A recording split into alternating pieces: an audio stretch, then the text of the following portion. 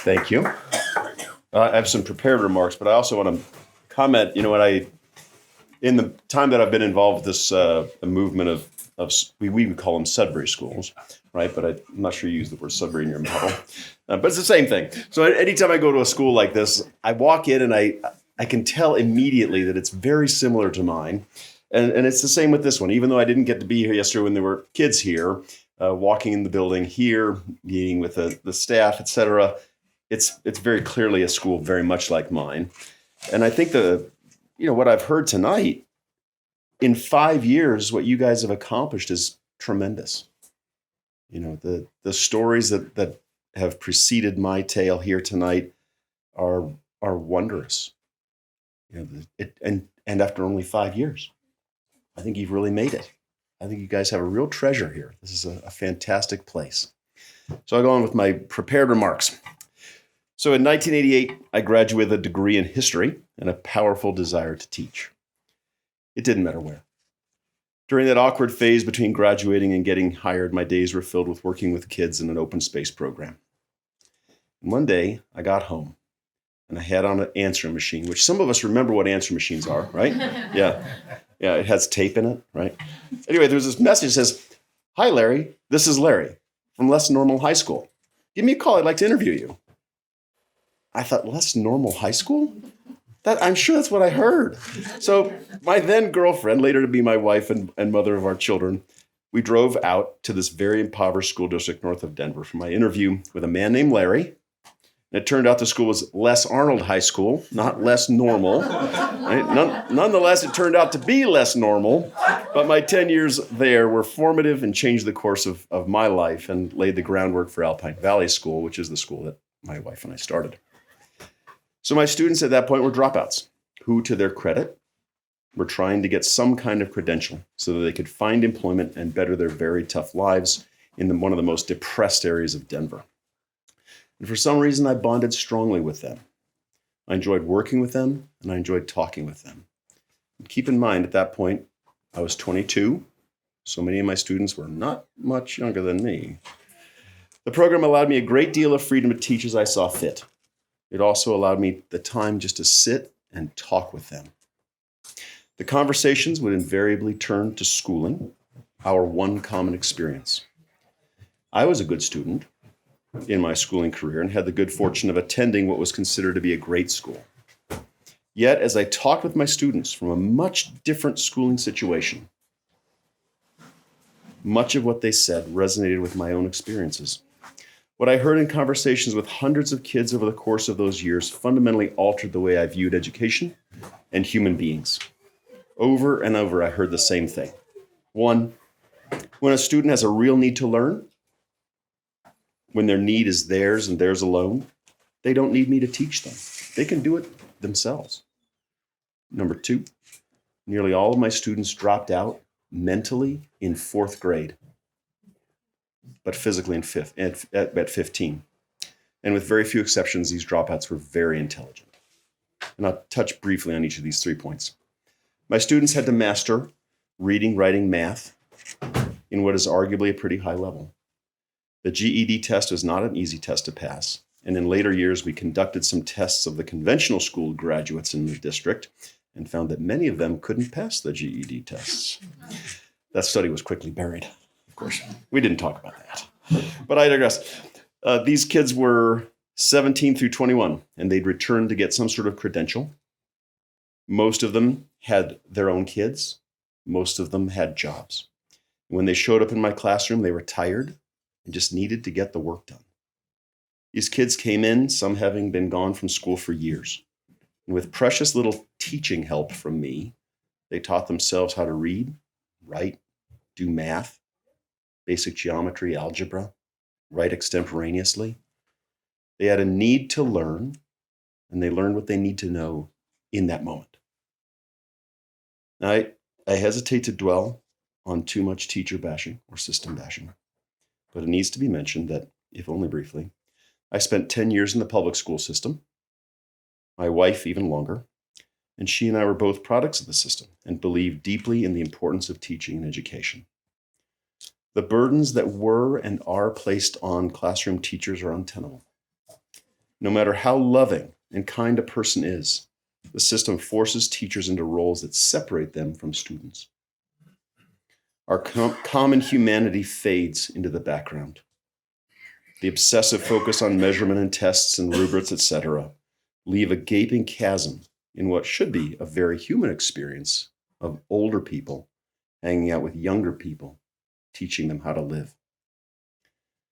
Recall that I mentioned that the kids dropped out in fourth grade mentally. I find that still true today. When I interview families and students who've been, they're 12 or 13 years of age, sure enough, the same thing is true today. 30 years later, they're still dropping out in fourth grade mentally, which is very interesting to me. Because of the dehumanizing attributes of the conventional schooling system, classroom teachers are not given the opportunity to see how intelligent children are in their natural state. But enough of negativity. So here we are, back in 1993. My wife and I are both public school teachers. We are newlywed and establishing ourselves in career. My wife's name was Tammy, and about this time I started working on a master's degree in administration, convinced that I could become a principal and change the world just by being a high school principal. Well, not long into the program, Tammy and I realized that we ourselves were going to be parents, and it was great and exciting news. Tammy, being more forward-looking than I, said, "What are we going to do for our kids?" And I'm like, that's 5 years away. What are you worried about? But she was thinking. So she started researching models of schooling throughout the pregnancy. And about a month before our son was born, I found myself at an alternative ed conference. And there was a breakout session with a staff from Sudbury Valley School in Massachusetts, which is a school very similar to my school, very similar to this school. And the description on the little handout was very brief, something like students ages 4 to 19 in a democratically run school are in charge of their lives. So very short. And I thought, that sounds kind of interesting. So I went there and I listened to Mimsy Sadovsky, who is a staff member at Sudbury Valley then and now. And she said something more elegant. She said something like this: "The Sudbury Valley School is a place where children are free. Their natural curiosity is the starting point for everything that happens at the school. Here, students initiate all their own activities. The staff, the building, the equipment are all there to answer their needs. Learning takes place in formal and informal settings, in large and small groups or individually. All ages are free to mix at all times. The dynamics among students of different ages helping each other learn everything from human relations to math is one of the greatest strengths of the school. Students share responsibility for their own environment and for the quality of life at school. The school is managed by the weekly school meeting, where every student and staff member has a vote. And education at Sudbury Valley is also an education in hands-on democracy." Wow, I thought, that's exactly what I wanted. As a teacher, as a parent, freedom for the students, freedom for the teachers, a small community, age mixing, curiosity, barely able to contain myself. I said, "Mimsy," I just met this person too, by the way, right? "Mimsy, is there a school like this in Colorado?" And she said, "No. Why don't you start one?" Right. So I went home and talked it over with Tammy, where I got excited about the community and freedom and decision-making, community decision-making, age mixing, and what else. She saw something different. Children could do art all they wanted without interruption. Tammy was an artist. Her whole being exuded art and creativity. In her formative years, that creative impulse had to fit into the schedule of the school day. At a school like Sudbury Valley, or later Alpine Valley, she could have done art all day long, year in and year out. So by this point, Tammy is very, very pregnant. So we put the research of schooling off. And on the day she was to go into labor, I had an important meeting at the district, right? And so I called up the director of curriculum and I said, "Hey, my wife's going into labor. I won't be at the meeting." And I kid you not, she said this to me. She said, "Well, I can see where your loyalties lie." Click. She and I never got along after that, which was all for the best, and the handwriting was on the wall. So Ethan was born. I'm back at work 3 months later, and I'm complaining to an elderly friend of mine about my teaching job, mainly having to do with the fact that I couldn't do what I wanted to do, right? So he said, seriously, he says, "Larry, when you take the king's coin, you sing the King's tune. I thought, oh my gosh. I said, well, Ken, would you help me start a Sudbury school? And he said, yes. So his pithy phrase about taking the king's coin resonated with me so deeply that 26 years later, I could still hear it in my head. It's about being independent, but it is more than that. As an elder in my community, he was pointing out a fundamental truth about living free in a community. And he was willing to back it up by supporting my wife and I in starting what would become Alpine Valley School. He donated generously to the school even before we became a nonprofit entity. As Tammy and I started working toward creating an independent school where children could live their own lives, and others helped out too. And we could not have done it without their financial, emotional, and other support. Even today, 22 years running, Alpine Valley School relies on the generous contribution of a few members of our larger community, without whose help we would have had to close many years ago. After a false start in 1995, we did finally open the doors to the Alpine Valley School in a rented church in 1997. And as is said, the rest is history. And it's that history I want to touch on for the remainder of my comments. I think that as immodest as it will sound, the kids that we've had have been very positively affected by Alpine Valley School. So I'll describe a few of them. One of my favorite stories is about a girl who came to our school when she was 6 years old. She was passionate about horses. Owning a horse was not feasible for her family, so she devised a plan of volunteering at barns. So with a little help from staff, she cracked open a phone book. Remember those? Big, thick, right? Mm-hmm. Especially in Metro Denver, right? They were like this thick, right? So she went through the phone book to find barns to volunteer at, right? So she would call them. This is a young girl, 8 years old. She'd say, would you accept a volunteer to help, muck out the stalls or whatever? And they'd say, sure. And then they would ask the next question. How old are you? Right. As you might expect, that would put the kibosh on it most of the time. But undeterred, she kept at it and eventually found a barn to volunteer at and work at, and horses became a big part of her life and still are today. Children at our school grow up believing confidently that they can do the things that are important to them. They learn how to overcome obstacles and develop tenacity in the face of rejection. That girl, now a young woman, and her Alpine Valley School alum husband have created a beautiful life that suits them together. It's deeply satisfying, and I attribute that to the fact that they were in charge of their lives from a very early age. So earlier this week, a current student and I were chatting about a certain graduate who happened to be visiting that morning. And by the way, once you get a few graduates under your belt, they want to come back and say hi, right? And so periodically we have graduates come by the school to say hi, and they hang out for an hour or two. So I was sitting there with a student, and the student says, why does everyone who goes to this school have such an interesting career path? And before I could even contemplate the question, he says, oh yeah, it's because they can do what they want. So children growing up into our school constantly hear you can do what you want. But what does that really mean? We actually heard, I think, some other speakers talk about this problem. I can do what I want in terms of cookies for dinner, I think, right? So what's the long-term impact of a kid who lives out their life thinking that they can do what they want, right? So at first, it's simple things, right? I can eat when I want. I can play what I want. In that particular conversation with this kid last week, I played devil's advocate, and I said, surely you can't do anything you want here. And he immediately said, of course, that's right. There are limits. So the development of these limits is an interesting topic to me, because being a freedom-minded person I myself always want to do what I want. That's who I am.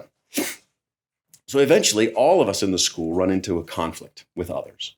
When the I can do what I want runs into your I can do what I want, I can play with the blocks, and so can William, becomes a problem when both of us want to do it right now. Now, the seemingly nonchalant attitude of I can do what I want has taken on new meaning. In that moment, do I decide to play nicely? Do I negotiate? Do I just sit there? I don't know. If I'm really young, it might take me a long time to figure this out. Over time, you hone the idea of I can do what I want by understanding that my right to do what I want is tempered by everyone else's right to do what they want. So we manage this balance of freedom and community in Sudbury schools with a law book. I believe we've talked about that tonight too, written by students and staff and enforced by students and staff through the Judicial Committee. This law-abiding, individual-respecting culture is developed imperceptibly, moment to moment, day to day, in thousands of interactions.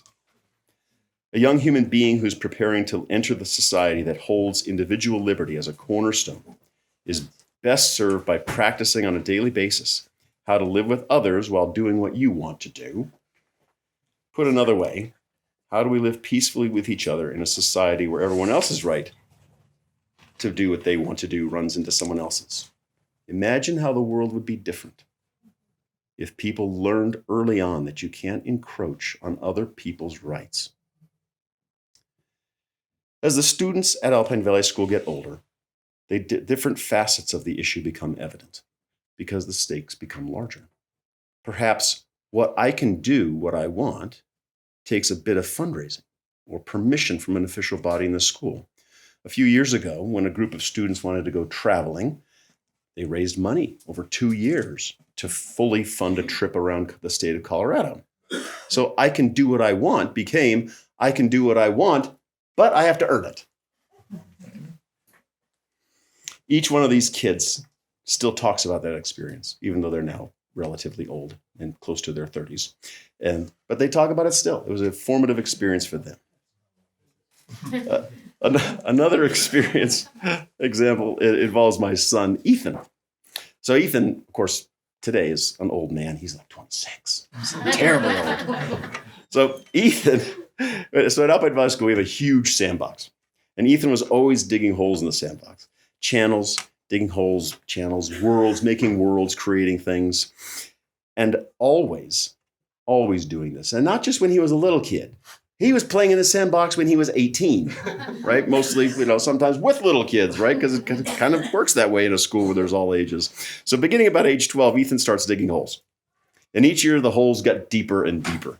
And naturally, big holes in the sandbox affect others, especially those who are playing tag or groundies on the play structure. How do you manage that as a person who's growing up in a school? He and his hole-digging friends found a way to accommodate their wishes and their own wishes in the same place. Ethan's whole ambition became more serious, or should I say deeper, over the years. By the time he was 16, he was set on finding gold that existed in the sandbox. Okay. This was not a whimsical notion. From the earliest of ages, Ethan studied geology, and he knew a great deal about geology. And when the school hired an adult staff member at one point who tangentially was a geologist, he said to me, Ethan knows more about geology than I do. So Alpine Valley sits in this floodplain from Clear Creek, which is near Denver. And Ethan and his friends reasoned that when Clear Creek was, raging thousands of years ago, the gold was washing down from the river and deposited widely in the area. So he starts to dig, and the hole got bigger and bigger. The piles around the hole became higher as the hole got deeper.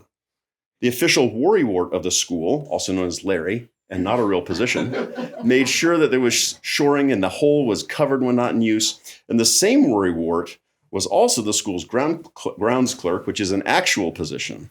It was the grounds clerk's understanding that he had the authority to manage and allow this project. The hole got deeper. It was now 13 feet deep, 7 feet across. It was so deep that the boys had to rent a hose and a pump to keep out the groundwater. It became a huge production. And many people in the school were involved. Strangers drove by, slowed down, watched, some with alarm, some with curiosity. And as the project kept going, more and more of the sandbox became a mine dump. And the campus was beginning to look, well, in my mind, it looked beautiful because it was industry and they were productive and they were doing cool things, but in others' minds, not so much. So in the school, grumblings began to be heard throughout the community. Why are they being allowed to monopolize the whole sandbox? It looks terrible. So from Ethan's perspective and the other miners' perspective, he checked with the right person, the grounds clerk. The grounds clerk said, cool, do it. But the neatniks challenged this. So to the law book we went. Did the grounds clerk actually have the authority to allow this gigantic hole? Was there any legal recourse to stop them? Sure enough, when we looked at the laws, it appeared that the responsibility actually lay with the Aesthetics and Use Committee, not the grounds clerk. So as you can see, sometimes the I can do what I want, higher authorities get involved. So case in point, Aesthetics and Use Committee. Do you guys have Aesthetics and Use Committee? Okay, so it's a big committee in our school. And it deals with everything that you can possibly do with the campus, whether it's putting things on the wall or apparently digging holes in the sandbox. It met. There were meetings. There was argument. The digging kept going. The committee made a decision. The hole would be closed by a date certain. So, and I have a comment from one of Ethan's friends who wrote about this whole experience. And his name was Ethan. So he says this about that hole. This incredible long-term project taught me many things. Most importantly, determination and patience. It also furthered my ability to cooperate and taught me good work ethics from having to stay focused on the mine hour after hour, day after day. This project will always be my favorite memory from Alpine Valley School. It constantly reminds me that working hard all the way to the end is worth it. Did they find gold? Yes. They did. They did. So they got down to the bottom and they dug out all the black sands at the bottom, and they were river rocks this big. It was huge. This 13 feet down. So they're hauling out these river rocks, hauling out the black sand, and then they created a gravity separator. And sure enough, they had a little vial of gold flakes. So for 22 years, I've seen how this model changes the lives of students.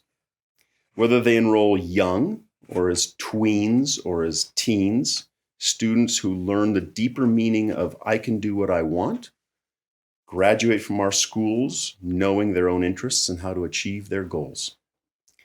They have a much better sense about how to live life on their own, even if they make different choices from other people. Our graduates look back fondly on their years at Alpine Valley School because they learned crucial lessons about being effective adults. The simple idea of I can do what I want manifests in such powerful and unexpected ways at Alpine Valley School. It's really not a simple idea at all, because it plays out in a community of equals, much like the society we live in. One of the biggest impacts our school has on children and the adults who live there is to help us understand that community is crucially important to any endeavor. Whether it's the community of two 5-year-olds playing with blocks, a group of preteens fundraising for a trip, teenagers digging for gold, or a couple of starry-eyed young parents who wanted a different school for their children, all of us are living together at the school in a scaled-down version of the larger community. We all need each other in lots of different ways. We learn how to get along with each other. We learn how to get what we want without harming or taking advantage of others. These are pretty good traits, and our graduates, all graduates from schools like this, have them in abundance. Thank you.